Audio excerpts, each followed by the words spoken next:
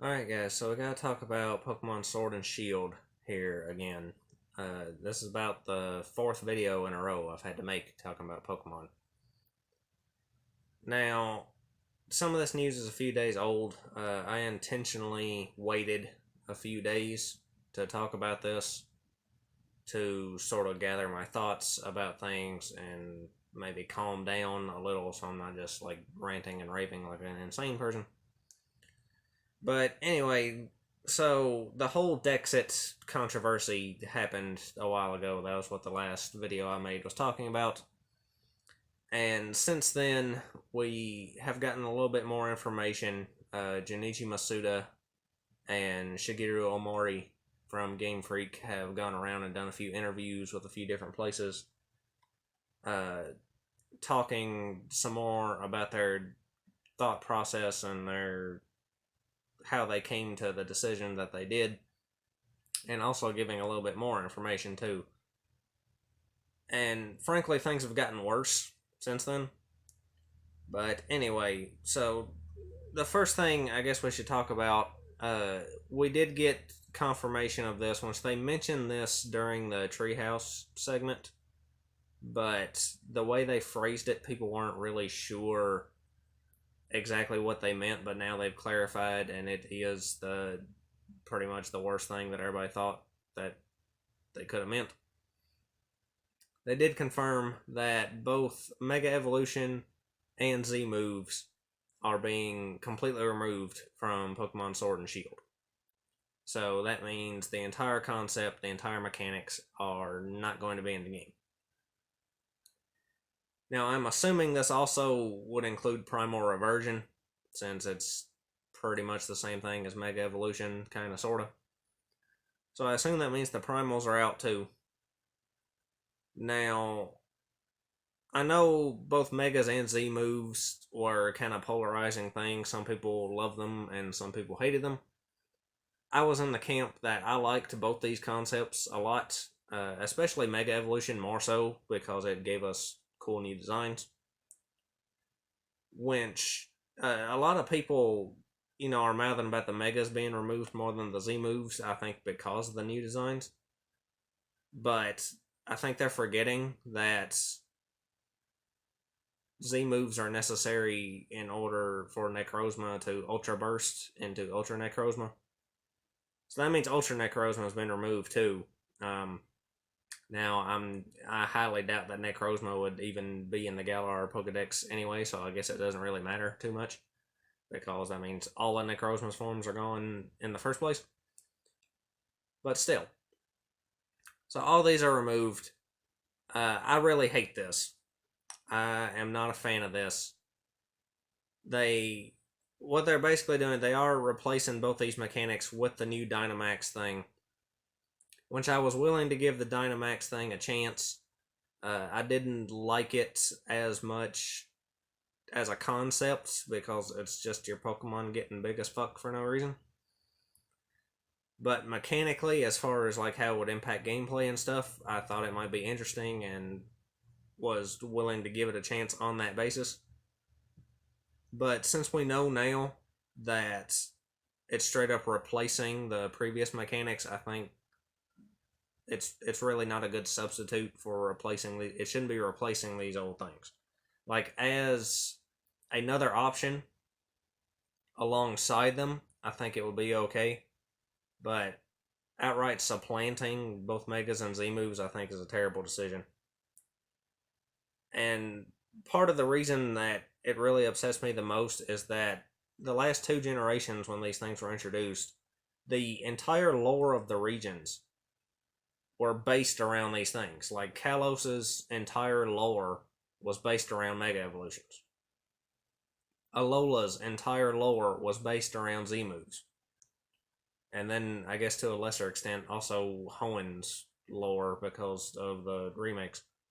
But all that just feels like it's been wiped away now. And that's one of the things that I've always thought the Pokemon games had done very well. Even though, like, each game's only set in one particular region, in some cases two regions, they always felt like they were taking place in one big connected world. And by taking these things that were so predominant in other regions and removing them from the Galar region, I think it creates a real disconnect between these different areas and these different games, and I think that hurts the overall experience. Now, if you've been following any of the leaks and rumors and things going about these games, there is one leak out there right now that has some credibility to it. It has gotten some things correct. It mentions the entire Dynamax thing by name. It mentioned a few of the gym leaders by name. It mentioned Hop, I think, among other things. So there's reason to believe that this leak isn't just some stuff that some random person pulled out of their asshole. Now, that doesn't mean that every single word of the leak is true, because we've had leaks in the past where parts of it were true or most of it were true, but some things were off or just totally wrong. But the reason I'm bringing this up is because a part of that leak also mentioned another mechanic similar to the Dynamax thing called Gigantamax. And it sounds like it basically works the same way, except that when the Pokemon does it, instead of just growing large, they also change form and change their appearance.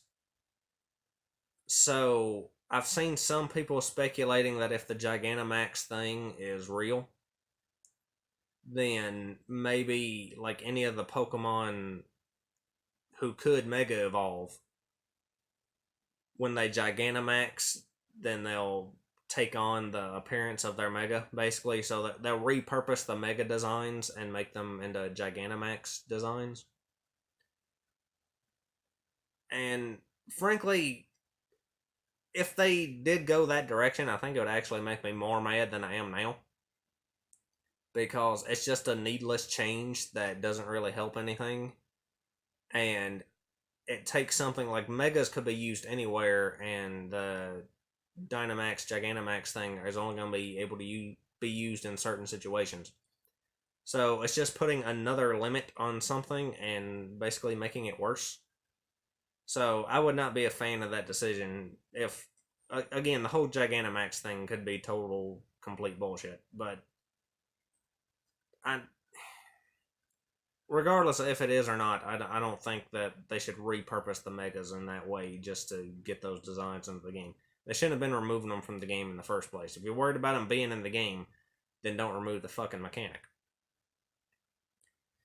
But anyway, so the other big news to come out of this, which this is pretty much the worst thing that has me the most concerned right now.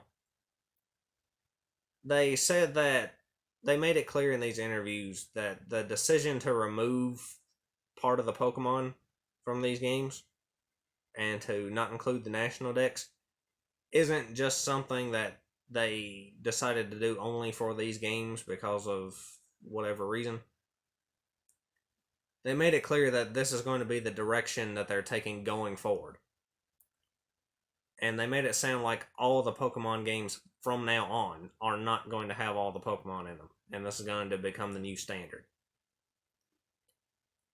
And honestly, I can't think of anything worse to happen to this series besides like it going totally to mobile or something than going this route. Now, they talked more about home, and if you remember when they first announced home, they said that it was a place that all Pokemon could gather. Well, what they didn't tell us is apparently they meant that it's going to be the only place that all Pokemon can gather. So the feeling I'm getting from this is that they want home to be sort of your central hub where all your Pokemon are, and then each individual game or each pair of games that comes out is going to kind of become secondary. So your main stuff is all going on in home, and then you can take Pokemon out of home and send them basically on like a little trip into whichever games happen to allow them into it. And that is just an absolutely terrible idea. I'm sorry, it is. The thoughts of basing like the entire Pokemon experience around a cloud based, online only, assuming subscription fee required service is just so shitty. It's a terrible idea. Now, we've already had something similar with Bank for a while now, but Bank has never been totally vital. Like, you could get by without using Bank. The only thing you really wouldn't be able to do is transfer all your Pokemon from your old games, which is enough of a problem in and of itself. But Bank was never, it never felt like a central piece to the puzzle. It always felt like an optional, unnecessary side thing. It sounds like Home is being shoved front and center and putting everything else to the side. And I absolutely hate that. It's just, it's terrible. I, I don't want to store all my Pokemon on some cloud based thing that I have no control of. A thing that, one, requires servers and is going to be cut off someday, and something that you had to constantly keep paying for in order to keep your collection even there in the first place. So I do not like that decision. Now, they did mention that Home may have some gameplay elements added to it. So any Pokemon that are stuck in Home and can't be transferred to Sword and Shield, while you're waiting for a future game where you can actually do something with them, they might have something in Home for you to do with them. Maybe some sort of mini game or something. They didn't really make it clear what this was. And honestly, I don't really care what it is, because I don't think it could possibly be anything that would make this worth it. I highly doubt it's going to be any sort of like battle system or anything built directly into Home. We already know you'll be able to trade with other people directly from Home. So I don't think it's a battle system. I don't honestly know what it could be. I assume Home isn't going to have all the models in it. Boy, that'll piss people off. If Home has all the models in it and Sword and Shield don't, then my god. But I don't think anything they could possibly add to Home would really make it a worthwhile experience, in my opinion. So I frankly have no interest in what sort of gameplay elements they want to add to this nonsense. But they talked about their reasoning behind making this decision and going in this direction. And they mentioned they mentioned a few basic things when they were talking about it, and frankly, none of them really convince me too much. I have some issues with their reasoning behind this. When they were talking about moving your Pokemon from Home into the new games, they made a comparison. They said, quote, "Bringing Pokemon out to games going forward is like bringing it on a trip. In terms of the feelings of the Pokemon, it's like them saying, 'This region is cold, so I'll be staying at home.'" Now, when I read this, the absolute first thing that come to my mind, and the only thing I could think of, was playing through Sun and Moon and hiking up the fucking Mount Lanakila in a fucking blizzard and snow everywhere with your trainer wearing shorts and a t-shirt. But, it's too cold, so we can't include the Pokemon. So that's their weak little justification for this. But their reasoning behind it, one of the reasons they give was balance. And their direct quote was, "It's coming down to the battle system. We're making sure we can keep everything balanced and give all the Pokemon that appear in the games a chance to shine." So basically what they're claiming is that since there's so many Pokemon now, that balance is becoming a problem, and it's difficult to make everything go smoothly with that many things that you have to deal with. Now, when you're talking about balance, there's two sort of sections to it, I guess. And that's the balance for the single player campaign, and then the balance for the competitive online scene. Now, the balance for the single player stuff is honestly a joke, because let's be honest here, no Pokemon game that has ever come out has really been balanced. I mean, that's the truth. None of them have. Going all the way back to Generation 1, where basically if you had a psychic type, you could kill buttfuck everything. All the way up to now. People can go all the way through these games with like 2 Pokemon and just beat the entire game. If you get a legendary, you can once you get a hold of a legendary, you can like cheese your way through pretty much anything you want. So I don't see how balance is all of a sudden an issue. To like they never cared about it before. Now I'm sure what they're referring to is going through each and every individual Pokemon, updating their move pools, maybe tweaking their stats and things like they've done in the past. And yes, I can only imagine what sort of daunting task that would be to have to go through each one individually and, make sure everything stays at least semi under control. I do not envy the people that have to do that. But to use that as an excuse to just give up and remove a bunch of content, I think is really shitty, honestly. And then on the other side, as far as balance for the competitive scene and the world championships and things like that. First of all, I don't think removing a bunch of Pokemon is going to actually solve anything there. And second of all, there are a million other ways that they could go about balancing competitive. The simplest way would just be to do either a tier system like Smogon has, or something similar to that, or to just get more strict with their limiting and banning of certain Pokemon, certain moves, certain items, what have you. And they've already been doing this to an extent, which is the weird thing, because through at least I don't pay a ton of contention. I could fucking talk.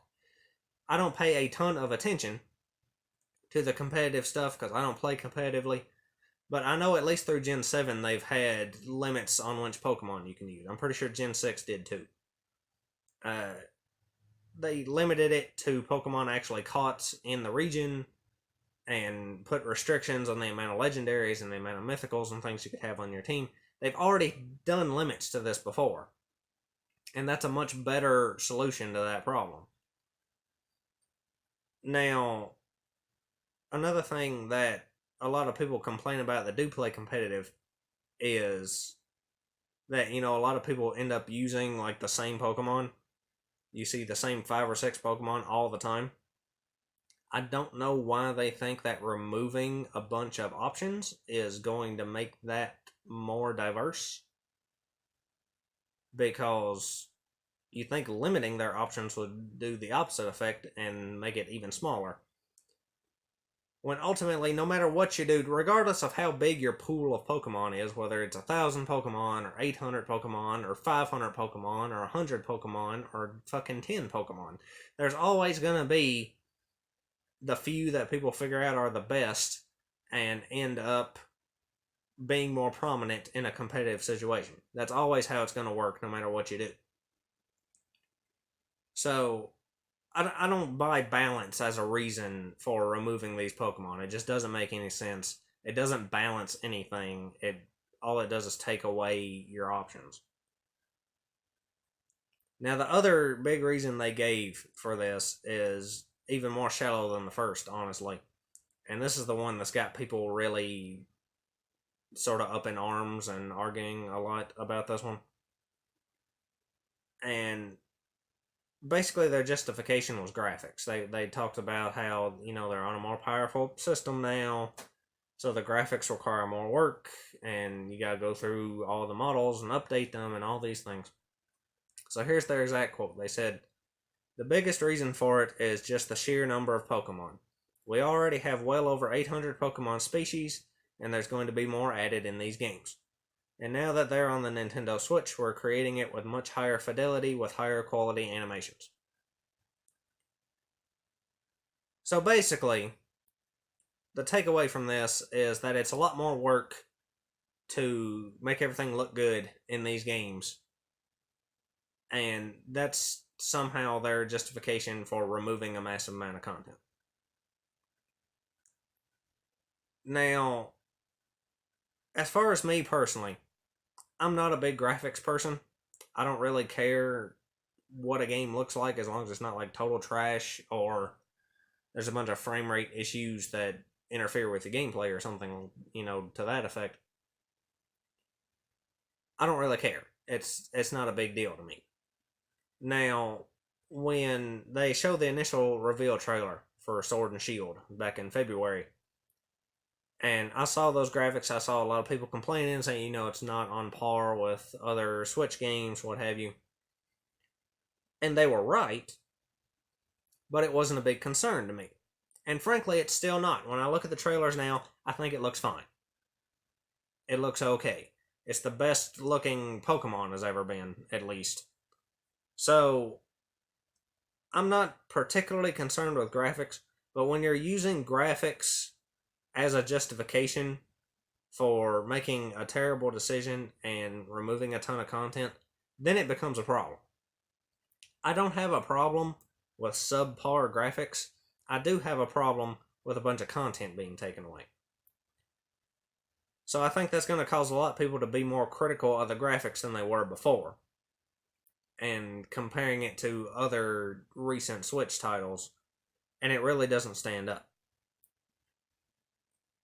Honestly, I would rather have like an old school 2D sprite based game with all the Pokemon in it than to have some beautiful 3D looking world that looks amazing but only includes like half the Pokemon.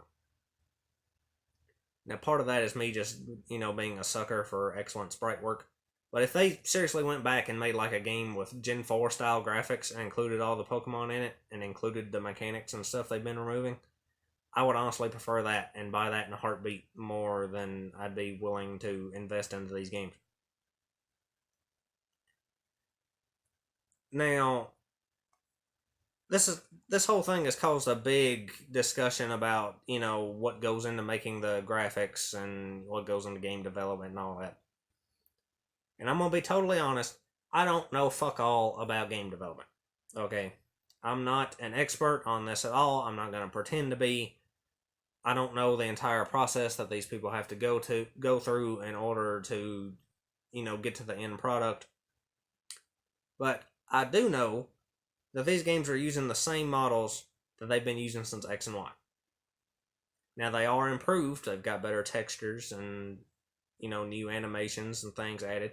And they are an improvement. They do look better than before. The animations do help. But, again, it's no justification for removing this much content. It's ridiculous. Now, we've had pretty much every Pokemon game has removed something. They remove the Dex Nav, or they remove the Underground, or they remove Soaring, or they remove this and that.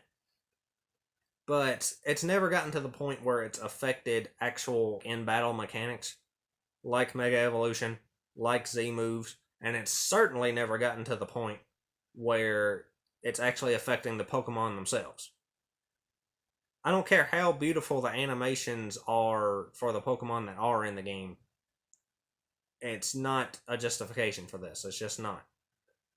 They can make an animation of a Machoke shoving a Metapod up a Pansear's ass, and it still would not make up for removing all these Pokemon. I don't give a fuck. It doesn't.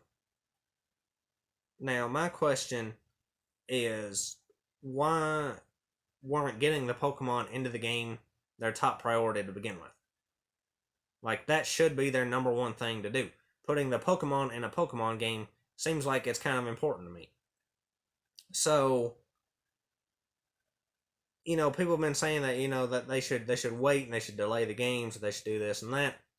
And other people have been doing a counter argument trying to say that they can't delay the games since the entire Pokemon franchise is more than just the games. If they delay the games, then it throws off the anime and it throws off the card game and the merchandise and all the other aspects of Pokemon. And there is some truth to that. But I question that because they're saying that means they absolutely can't delay these games. Honestly, let me be honest here. Does anyone who watches the anime suddenly going to stop watching because the games aren't out yet? Does anyone that plays the card game suddenly going to totally drop it because the games aren't out yet? Even if they delayed these games a full year, the anime and the card game and everything else would still be doing Galar things. So it's not like they wouldn't still be able to promote the games using the other elements of the franchise. So I fail to see how things being a little bit out of sync is going to actually impact sales or impact viewership or impact anything that much. Now, maybe I'm totally wrong. Maybe I'm talking out of my ass and it would just be a horrible collapse and Pokemon lose all their money and just go totally bankrupt because these games come out slightly after the show started. But let's assume that's the case. Let's assume I'm totally wrong here and it's a big deal. That only affects Sword and Shield. The multi aspect schedule they got to deal with here isn't going to be affecting future titles, and they made it clear in these interviews that this is their plan going forward. That future titles also aren't going to have all the Pokemon in it. So I think that excuse kind of goes out the window of, oh, they can't delay the game because of the anime and the cards and whatever the fuck else. If they already planning on this being the new standard going forward. So I don't buy that either way, honestly. And that's also totally ignoring the fact that if they knew from the beginning these games were going to take longer than what they had planned to get them finished and get all the Pokemon into them and get all the work done that they need to get done, then why was that ever the schedule to begin with? Why was this ever the plan in the first place? Who is doing this planning?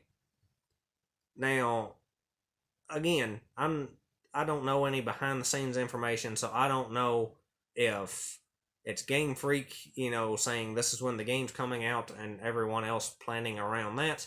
I don't know if it's the Pokemon company mandating things to Game Freak saying, you have to have it out by this date.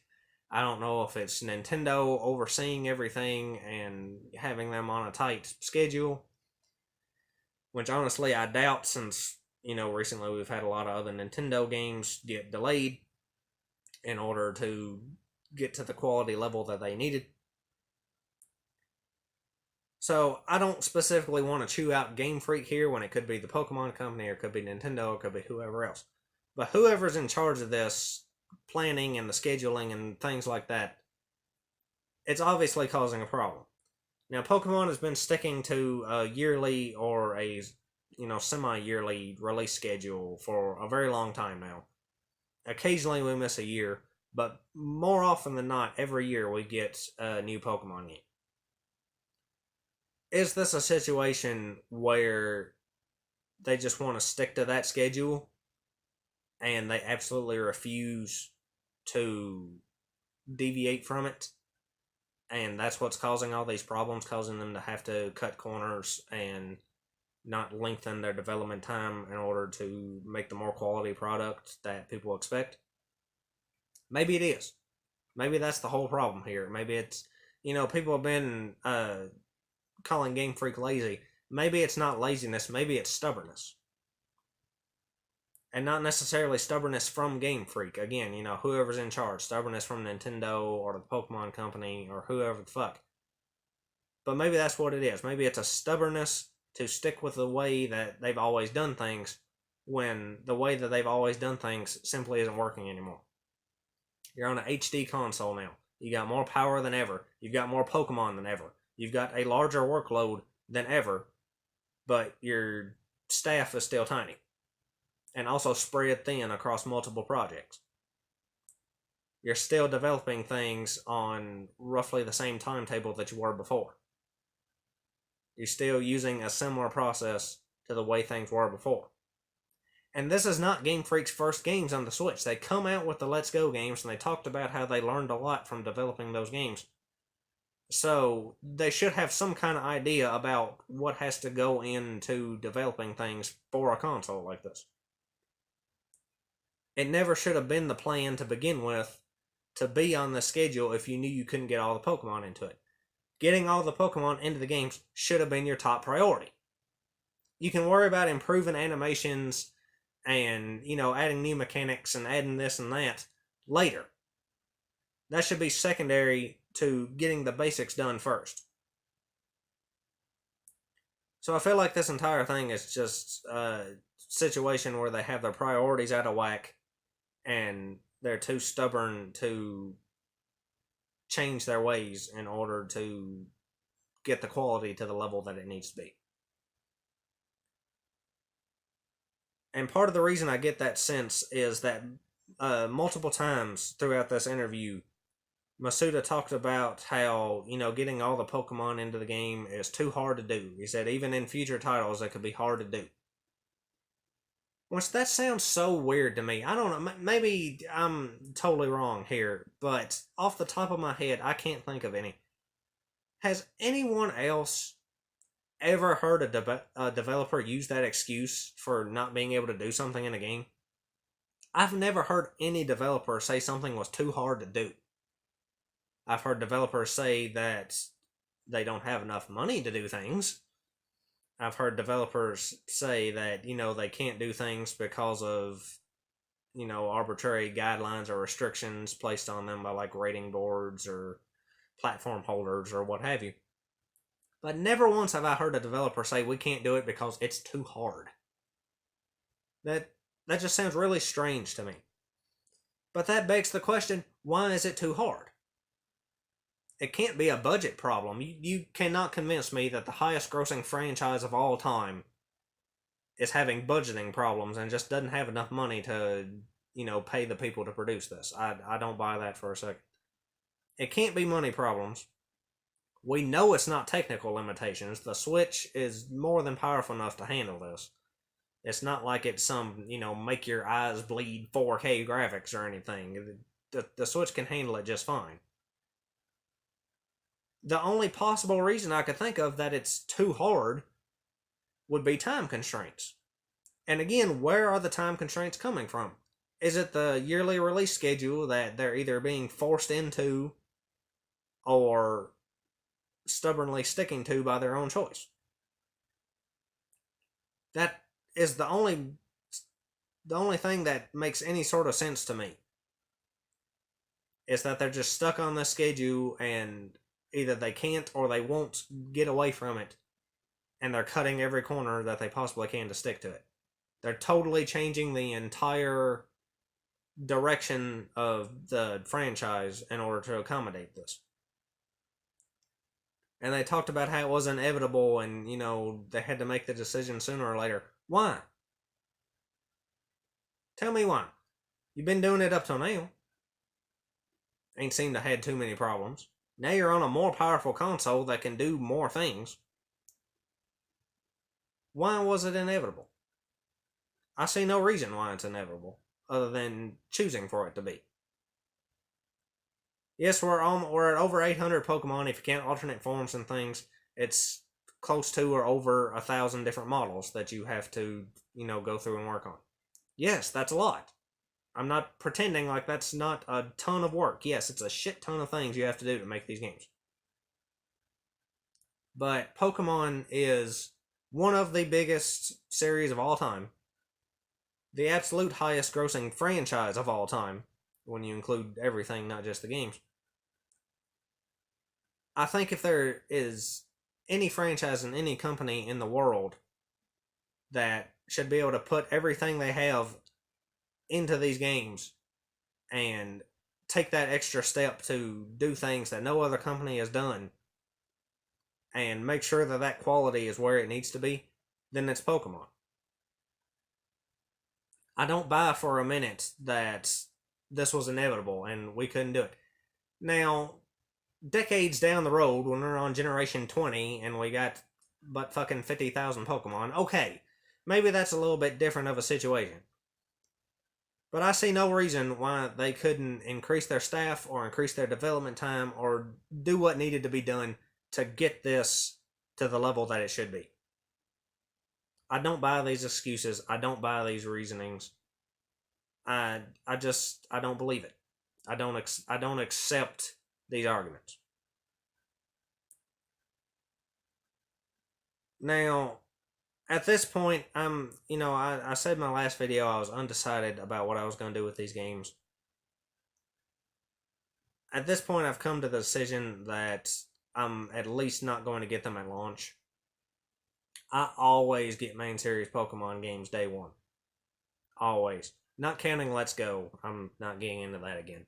But other than Let's Go, I always get them day one. Never a decision that has to be made, never a consideration. Always immediately, boom, Pokemon day one. I never thought the day would come where I'd be in a situation where I'm considering, much less not getting them at all, but definitely not getting in at launch.